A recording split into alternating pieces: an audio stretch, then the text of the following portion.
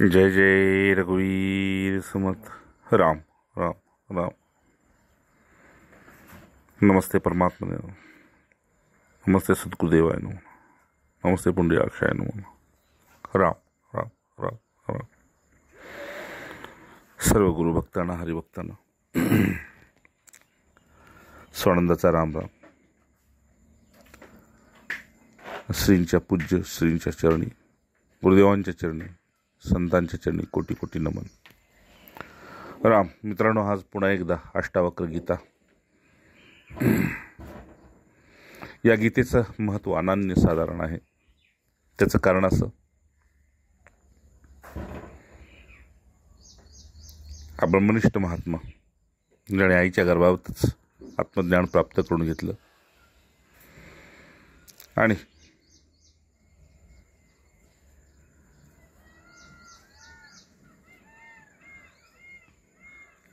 त्यांच्यातलं विशेषत्व म्हणजे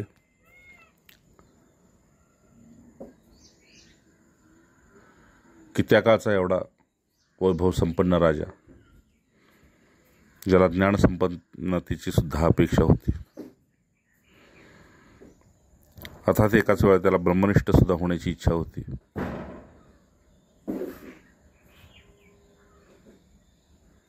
अशा राजाचे हे 12 वर्षाचे गुरु। अध्याय नंबर 15 आणि श्लोक नंबर 14।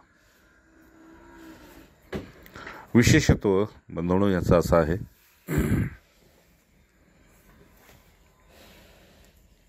ही गीता तुम्हाला स्वीकार करायला सांगते।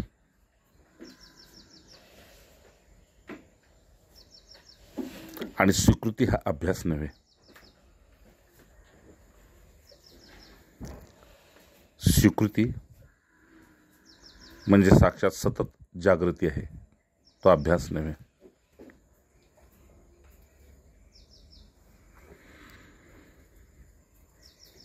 अनेक तत्वचिंतक, अनेक आचार्य, अनेक पुराणिक, अनेक याज्ञिक, सर्वांच्याकडून शेवटच्या तत्वाचा बोध करून घेण्यासाठी जनक उतावळे होते, असा कोणीही भेटला नाही। पण भरसभेत जसं हसू उडवलं, त्याने सर्वांच्या चेहऱ्यावरचं एकदम हवा उडवून टाकली।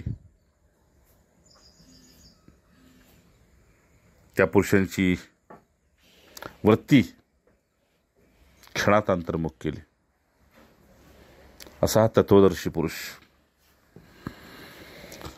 पुढच्या श्लोकात राम राम, मागे एक स्मरण म्हणून तुम्हाला सांगतो। 13व्या श्लोकामध्ये जनकाला सांगितले, हे बघ जनका,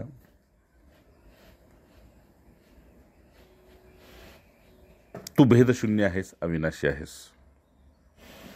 भेद द्वैतामध्ये असतो, नाश प्रकृतीमध्ये असतो, अशांती चित्तामध्ये असते, निर्मलता मलिनता अंतःकरणामध्ये असते।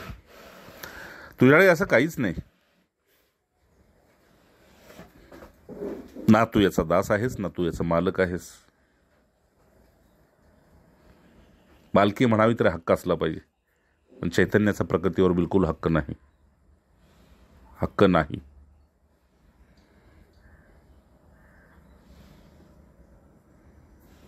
संयोग आहे, ठीक आहे ना। जिथं संयोग आहे तिथं वियोग आहे, पण संयोगामुळे चैतन्य हर्षित होत नाही आणि वियोगामुळे त्याला खेद प्राप्त होत नाही। हे बघ जनका, म्हणून तुला तू भेदशून्य आहेस, अविनाशी आहेस, शांत आहेस, निर्मळ आहेस। त्याचं कारण तू चैतन्य आहेस, लक्षात येते ना। इथं स्वीकृती आहे आणि स्वीकृतीसाठी जागृती हवी, आणि जागृतीसाठी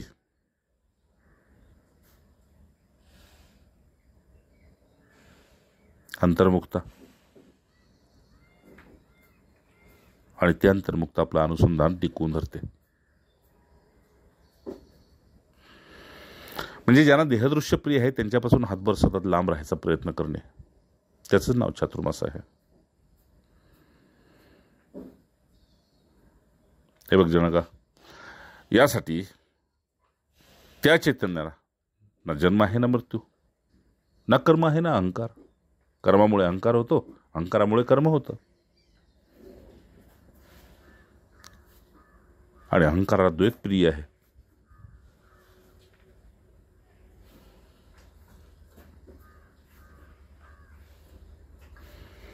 राम, तुझ्या महिमेचं तुला मी एकदा वर्णन करून सांगितलं होतं, पुन्हा एकदा सांगतो जनका.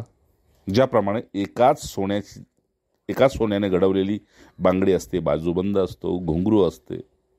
आता ह्यांचा आकार वेगळा असला तरी सोनं एकच आहे ना. बस तू असं समज. त्याचप्रमाणे तू जे जे काही पाहत आहेस त्या ठिकाणी जरी बाह्य आकार वेगळा दिसत असला तरी चैतन्य रूपाने तूच आहेस असं समज.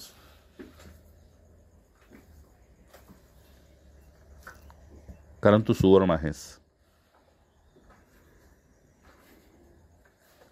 अथांग समुद्रानं कधीच लाटेच्या रूपात आपला स्वीकार केलेला नाही. केलाय? अथांग समुद्रानं लाटेच्या रूपात आपला स्वीकार केलाय का? नाही. त्याप्रमाणे सोन्यानं आपला अलंकाराच्या रूपात स्वीकार केलेला नाही. तसंच चैतन्यानं आपला जीवाच्या रूपात स्वीकार करू नये. कारण वास्तविक सत्य तर हेच आहे. हा, गुरुदेव जसं म्हणायचे किंवा बेलसरे बाबा म्हणायचे, आता ऐकून ठेवा, पुढे असा काळ येईल की स्वयंभू तुमचं चित्त त्याचा स्वीकार करेल. त्याला काही कर म्हणावं लागणार नाही. का? अभ्यासानं उप्रती येते. अभ्यासाचं मूळ कारणच ते आहे, उप्रती यावी म्हणून.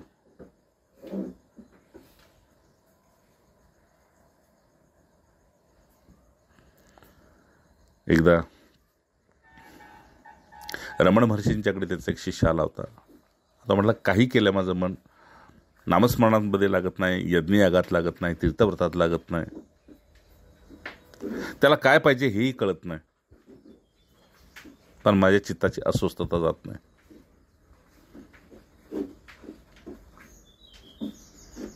बरं, काय हरकत नाही म्हटलं.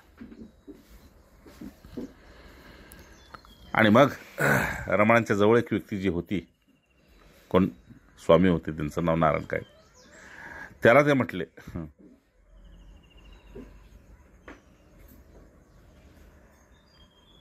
की जवळजवळ आता म्हटले ह्या समुद्राच्या किनाऱ्यावर आलेला आहे, आत बुडायला फक्त भीतोय.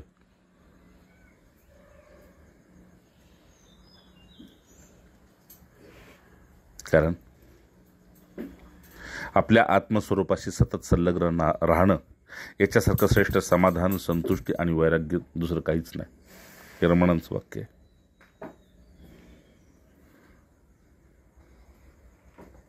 जनका, त्याप्रमाणे मगाशी सांगितल्याप्रमाणे त्या त्या ठिकाणी बाह्य आकार वेगळा दिसत असला तरी सर्व तूच आहेस. पण याचा स्वीकार कधी होईल?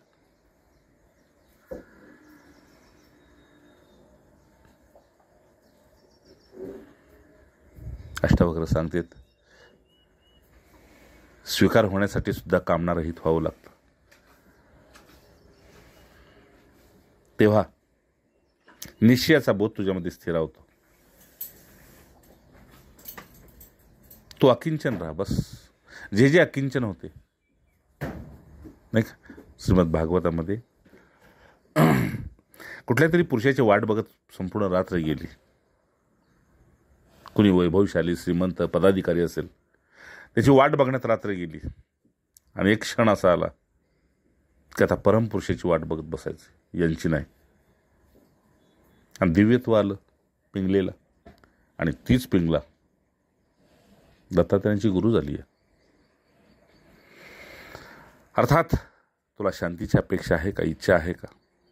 तर ऐक जनका, हा कोणी परका आहे, हा माझा आहे,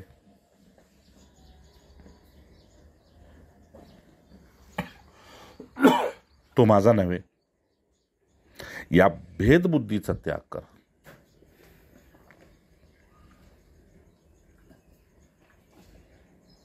कारण जो समोरचा तुझा शत्रू झालेला आहे तो कामनेमुळेच झालेला आहे, आणि मित्र झालेला आहे तो कामनेमुळेच झालेला आहे. म्हणून काम क्रोधाची जन्य आहे.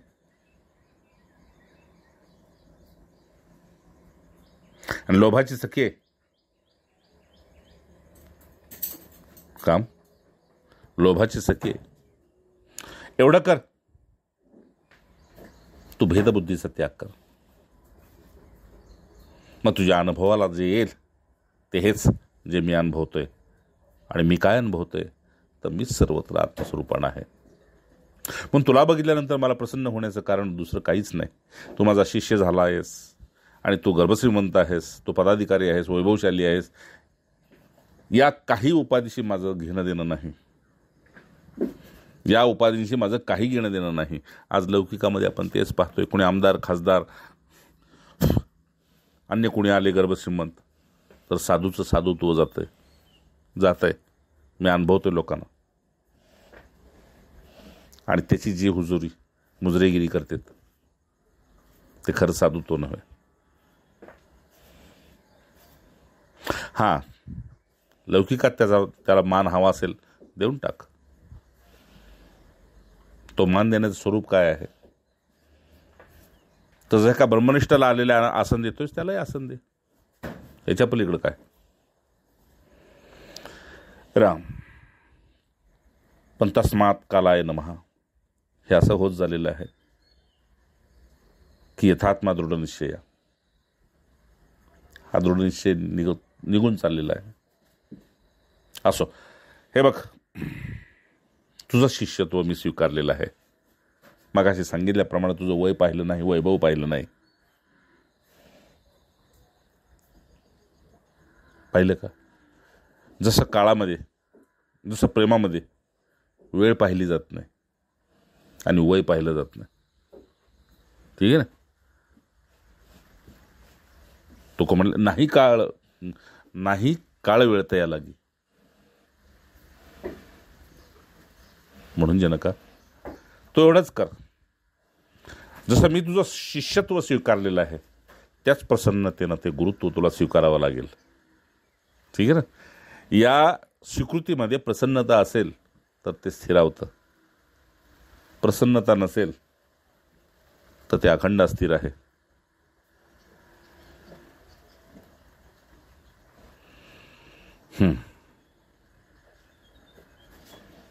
कारण दोन नात्याच्या मधला प्रसन्नतेचा दुवा जो आहे तो संपूर्ण जगाचा विसर पाडतो. ठीक आहे ना? म्हणजे कुठल्याही स्वरूपाचं प्रेम असो, पण दोघांच्या भेटीमध्ये जगाचा विसर पडतो, देहाचा विसर पडतो. अरे एवढंच काय, जीवत्वाचा विसर पडतो. मी अमुक एक ऐसा आणि तू अमुक एक ऐसा, नाही का? भगवान श्रीकृष्ण आणि सुदामेची भेट झाली, जगाचा विसर पडला, राणीचा विसर पडला, वैभवाचा, आपल्या भगवत तत्वाचा विसर पडला, भगवत स्वरूपाचा विसर पडला. एवढंच काय, प्रभू रामचंद्रांची आणि हनुमानजींची भेट झाली, विसर पडला. अरे दोन भक्तांची जरी भेट झाली, विभीषण आणि हनुमंतराय, विसर पडला. अर्थात जगाचा विसर पडतो आणि जगदीशाच्या रूपात सत्याचं प्राकट्य होतं. म्हणून जनका, या दोघांच्या मधलं जे शिष्यत्व आहे, गुरुत्व आहे,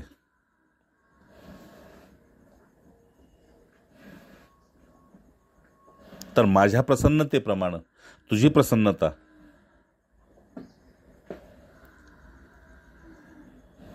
या दोन्ही जेव्हा एकाकार होतील तेव्हा तुझ्या लक्षात येईल की तुझ्याच अज्ञानामुळं तुला हे जग भासत होतं आणि तुझ्याच प्रसन्नतेमुळं या जगाचा विसर पडेल.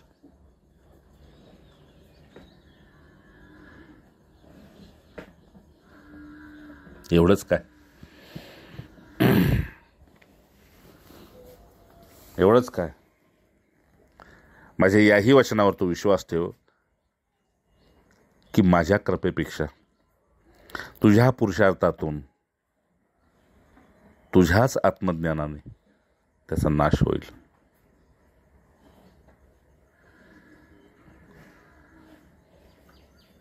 माझ्या लेखी मी निमित्त असेन आणि तुझ्या लेखी ती कृपा असेल. पण जनका, सत्य हेच आहे. कारण अहंकाराचा विलय करण्यासाठीच गुरुतत्व आहे. त्याला निमित्त करून अथवा त्याला बरोबर घेऊन.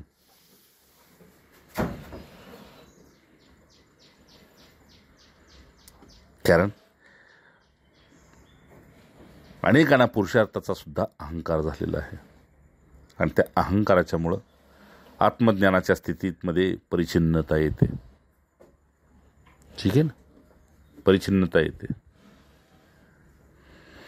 आणि मग हे कष्टानं प्राप्त झालंय, साधनेनं प्राप्त झालंय, तपानं प्राप्त झालंय, त्यागानं प्राप्त झालंय, असा एक भ्रम अखंड त्याच्या हृदयामध्ये निवास करतो. समजते का? राम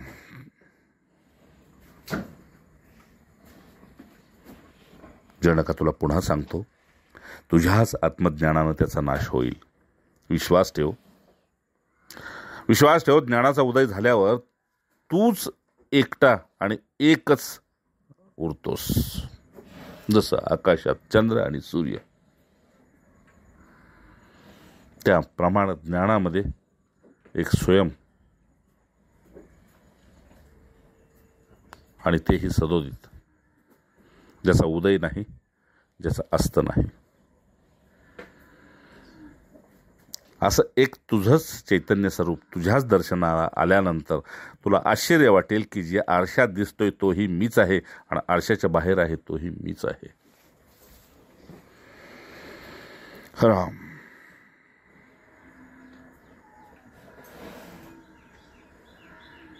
सारगर्भित तुला सांगायचं म्हणजे परमार्थ तत्वाच्या दृष्टीनं संसारी आणि असंसारी या दोन्हीतला जो भेद आहे तो समूळ नष्ट होईल.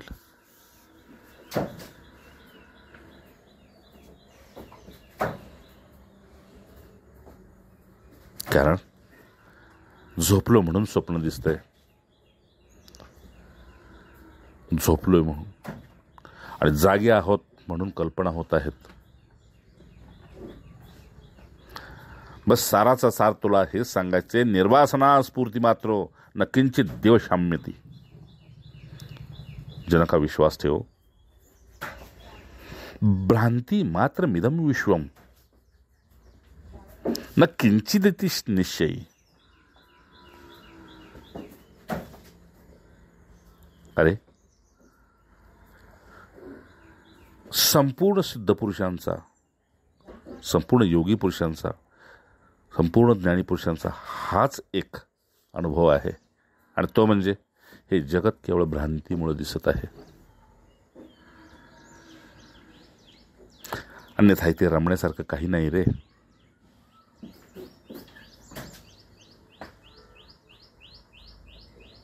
आणि ज्यांना याचा बोध झालेला आहे त्यांना वेळ काळ कंठणं फार कठीण असतं. का? निर्वासन झालेले आहेत. तरीही एक वासना धरावी लागते. जसं गुरुदेव म्हटले की चालू सत्संगातून येऊन रामकृष्ण परमहंस बायकोला विचारायचे, भजी झाली का, कढी झाली का, स्वयंपाक झालाय ना, नैवेद्य दाखवला का.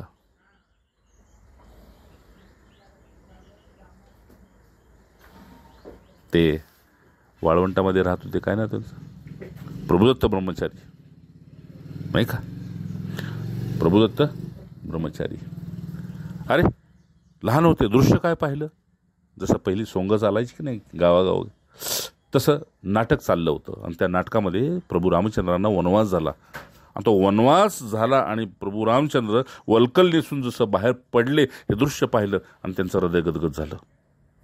अरे अरे अरे, जर देवाला वनवास झाला तर मीही घरी जाणार नाही. गेले कुठं?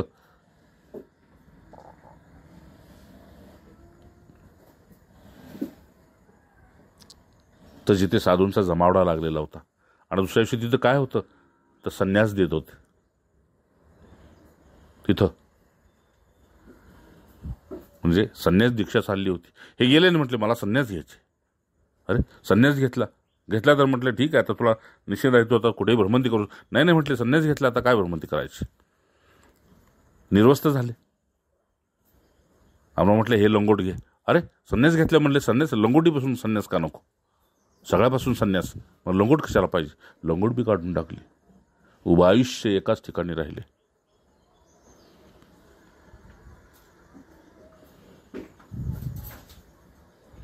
सांगायचं काय यातून, या निष्ठेवर सुद्धा अखंड राहायचं म्हणजे किती मोठा हठयोग असेल. ठीक आहे ना. हा सहजयोग नव्हे, हठयोग आहे. संतांच्याकडे आणि सिद्धांच्याकडे सहजयोग असतो, लक्ष ठेवा. तिथे हठयोगाची गरज नाही. ठीक आहे ना. अरे घरात सुद्धा लहान हट्टी मुलं आपल्याला आवडत नाहीत. खोडकर आवडतील, हट्टी आवडत नाहीत. राम असो. जनका, माझ्या सांगण्याचा अर्थ असा आहे, हे जग भ्रांतीमुळे दिसते हे विसरू नकोस. झोपलो नसतो तर स्वप्न नाही, आणि जागा नसतो तर कल्पना नाही. त्याप्रमाणे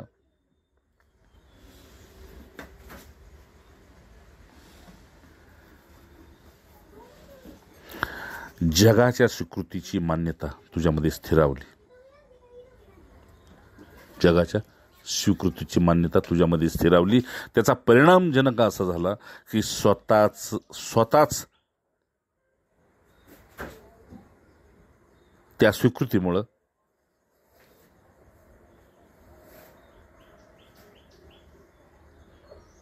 ज्याचं अस्तित्व नाही त्याला तू अस्तित्व दिलंस. म्हणजे एक दगड आणला, घडवला, त्याची पूजा केली आणि उद्या त्यालाच नवस मागू लागलास. देवाचं अस्तित्व दगडाला दिलं, मांडलास तूच, मंत्र करतोयस तूच, सर्व काही त्याचं करतोयस तूच, आणि पुन्हा तुझं अज्ञान जाग करून, कामना जागी करून नवस बी त्याला करतोयस तूच. किती सत्य गोष्ट आहे. राम वासुदेव. म्हणून मी तुला एक छोटासा बोध सांगतो, तो तुझ्या अंतःकरणामध्ये त्याला घर करून ठेव, जो माझा स्वतःचा हक्काचा आहे.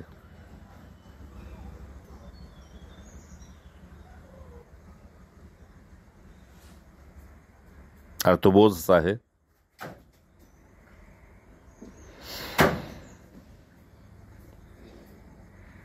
जो जगाकडे भ्रांतीच्या नजरेनं पाहत नाही, जो त्याला स्वतः अस्तित्व देत नाही,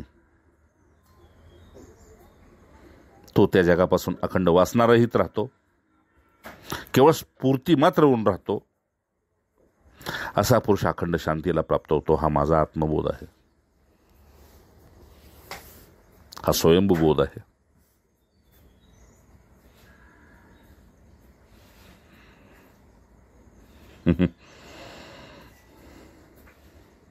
हे पहा, या संसाररूपी महासागरात तो आला होतास एकटा आणि जाणार सुद्धा एकटा, मग राहा सुद्धा एकटा. अर्थात कुटुंबात राहून कुटुंबाचा नाही, समाजात राहून समाजाचा नाही, आणि देहात राहून देहाचा नाही. न ते बंधो अस्ति मोक्षो न कृतकृत्या सुखम चर. मला एवढंच सांगायचंय,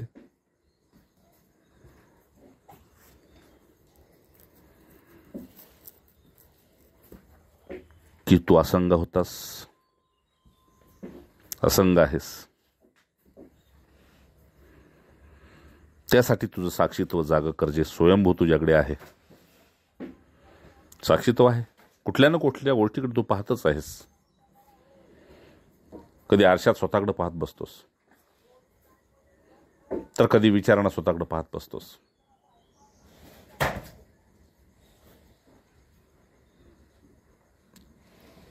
असंगत्व आणि साक्षीत्व हे जन्मजात प्रत्येकाला आहे.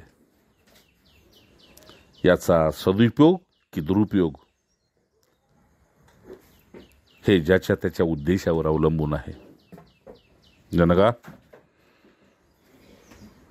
याचा जर तू स्वीकार करशील तर आता तुला न कुठला बंध आहे न कुठला मोक्ष आहे. मी तर म्हणेन तू कृतकृत्य झालास, धन्य झालास. पण हे जगण्यात आण,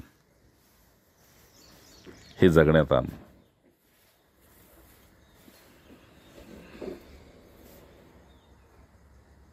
कारण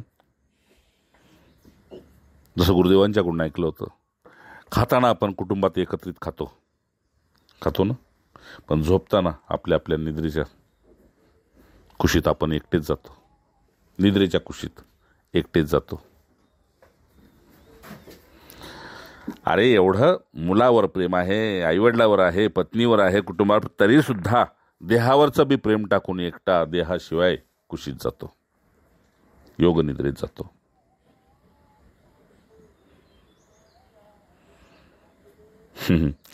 या गोष्टीचा आदर करण्यासाठी सिद्धांचा आदर कर. कारण सिद्धांच्या संगतीनं तुझं सिद्धत्व सिद्धीला जाईल. तुझं साधकत्व नव्हे, तू मुळीचाची सिद्ध. समर्थ म्हटले ना, तू मुळीचाची सिद्ध. कामने कारणे झाला असे बद्ध.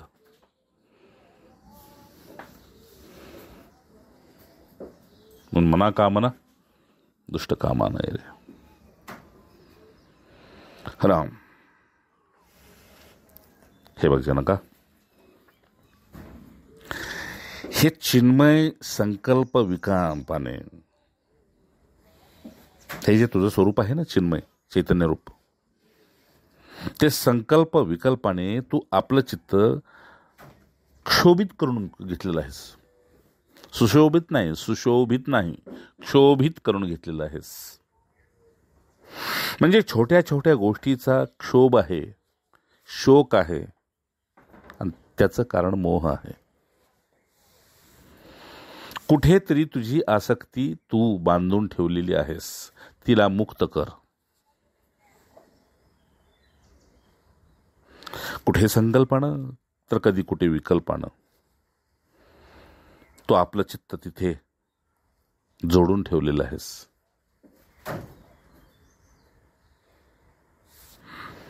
नाही का? तुझी अटॅचमेंट हाच तुझा मोठा प्रॉब्लेम आहे.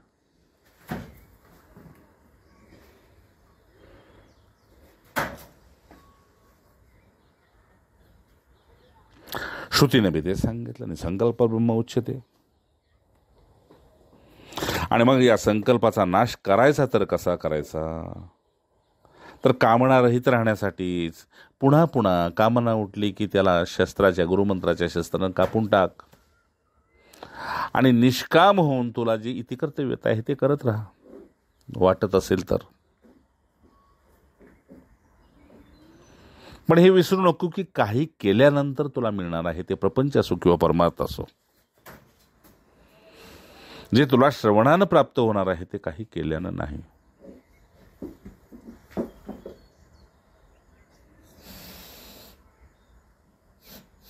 म्हणून पुन्हा पुन्हा ऐकावे आणि श्रवण भक्तीला आदरातीत असावे, आदरयुक्त असावे.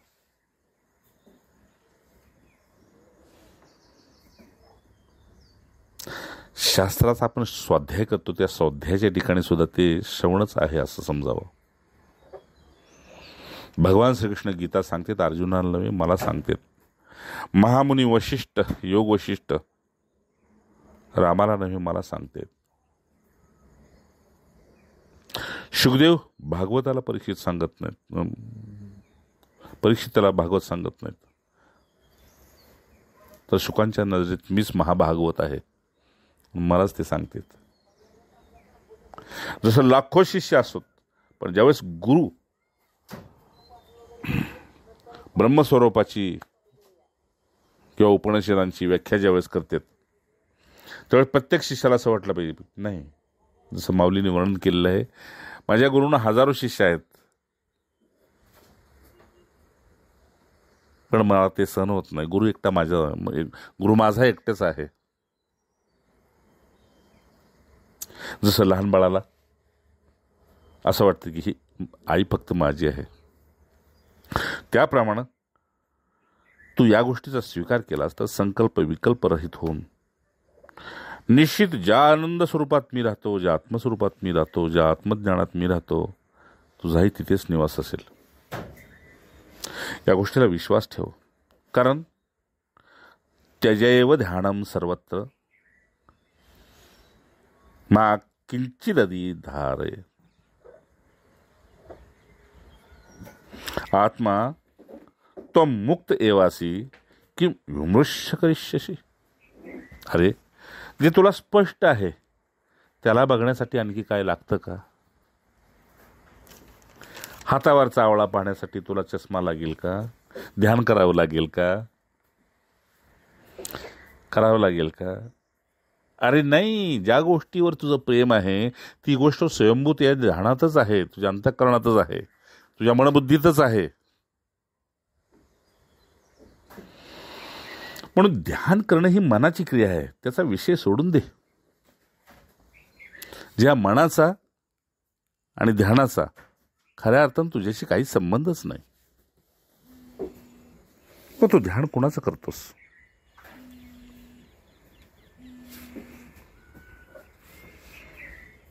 ध्यान करणं ही मनाची क्रिया आहे.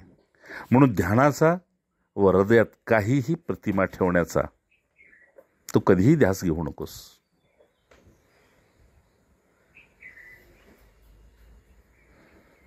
ठीक आहे, तो हृदयात प्रकटला, हृदयात आला, या भाकड कथापासून बाजूला हो.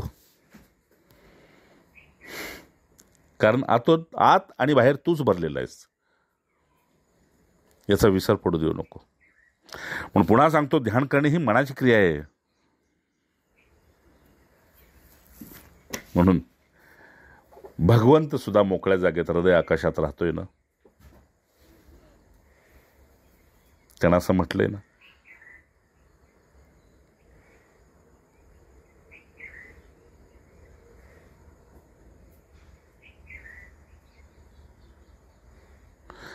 म्हणून त्या ध्यानामध्ये किंवा त्या हृदयामध्ये काही एक ठेवू नको.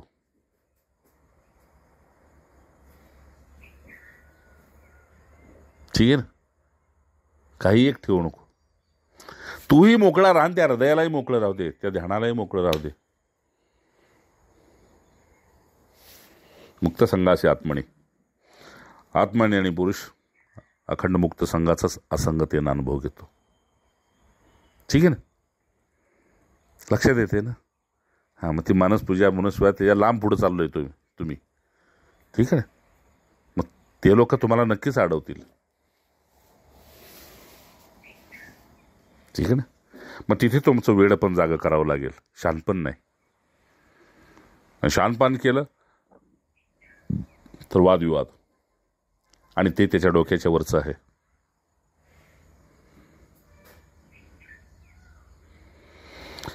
ओम. म्हणून जनका लक्षात ठेव, हृदयामध्ये कुठल्याही प्रकारचं ध्यान आणि प्रतिमा ठेवू नकोस. कारण ही क्रिया ही एक ध्यान असल्यानं त्याचाही त्याग कर.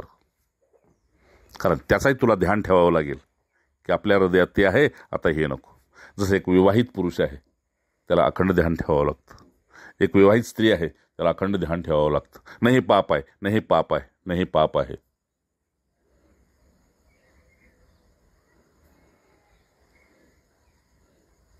समज घ्या.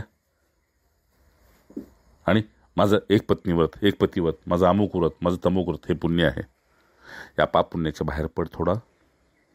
आणि आत्मा स्वयमेव मुक्तच असल्यानं तू विचार करून काय साधणार आहेस ते मला आधी सांग. जर त्याच्याबद्दल तुला विचार करायचे तर त्या विचाराला साह्य कोणाचं आहे? त्या आत्मतत्वाबद्दल तुला जर विचारच करायचा असेल तर मला सांग, हा विचार कर की तो विचार करण्यासाठी त्याला साह्य कोण आहे? तूच ना. तो विचार करतोयस कोणासाठी? तुझ्यासाठी ना. मग तू कोण आहेस? आत्माच ना. मग मुक्त राहा ना. आत्मा त्वं मुक्त एवासी किम विमृश्य करिष्यति. जर मुक्त आहेस तर बंधन कुठून आणखी बांधून घेतोस विचाराचं.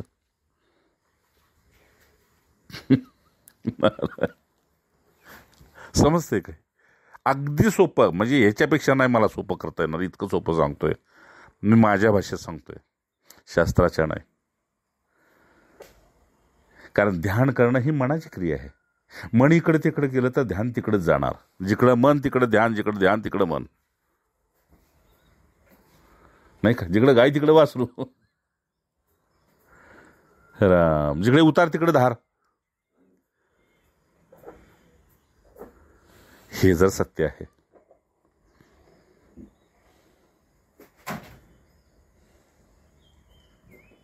जसं महापुरुष म्हणतात, जर आगणी पेटवली तर ज्योत कुणीकडे वरच जाते. भले काडीचं तोंड खाली कर, लाकडाचं तोंड खाली कर, पण आगडी मात्र वर जाते. बस तुझा विचार असाच निसंकल्पतेतून असंगत्वाकडे जाऊ दे. ठीक आहे ना?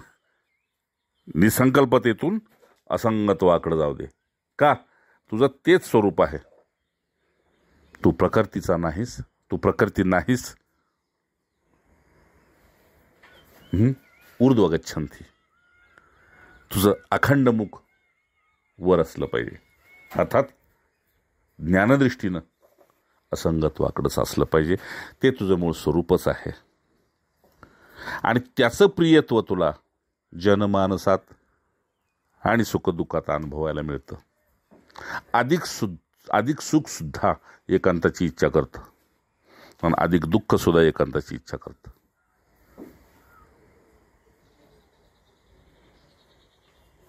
ठीक आहे ना? गुरुदेव म्हटले, बाबजी 4 दिवस ठीक आहे, पण आम्हाला असं वाटतं की तुम्ही मुक्त आहात, कुठेही जाऊ शकता, कुठेही खाऊ शकता, कुठेही पडू शकता. आम्हाला सगळं बंधन झालेलं आहे. हे जे तुम्हाला सुख दिसते आमच्यासाठी ते दुःखच आहे. आता मस्त आहे, कोण विचारायला येतं? पाहिजे तेवढा वेळ.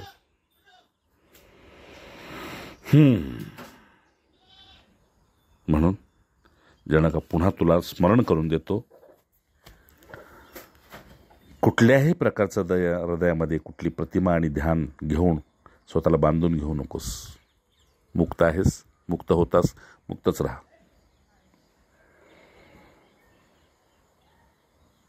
कारण तू तेच असल्यामुळं तू तुला पाहायचं कसं आणि तू तुला धरायचं कसं?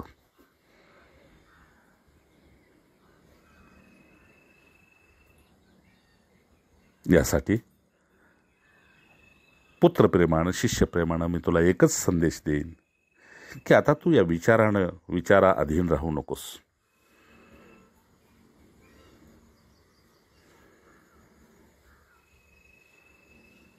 साध्या भाषेत ओमची काठ मार आणि ब्राह्मी स्थितीमध्ये शांत राहा.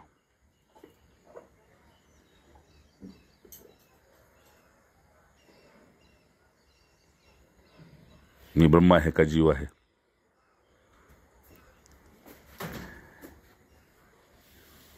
याचा पुस्तकांनी ग्रंथात शोध घेऊ नकोस, याचा हृदयात शोध घे. आता गुरुचरणावर शोध घे. 2च अशी ठिकाणं आहेत जी तुला सत्यापासून अलिप्त ठेवणार नाहीत, सत्यापासून असंग ठेवणार नाहीत, सत्यापासून दूर ठेवणार नाहीत. का? तर ते सत्यस्वरूप पुरुष आहेत, त्यांनी तेच प्राप्त केलेलं आहे. राम राम. आणि हे तुम्हालाही प्राप्त लवकरात लवकर हो. आणि ज्यांना झालंय त्यांना स्वानंदाचा राम राम. जय जय रघुवीर. राम राम.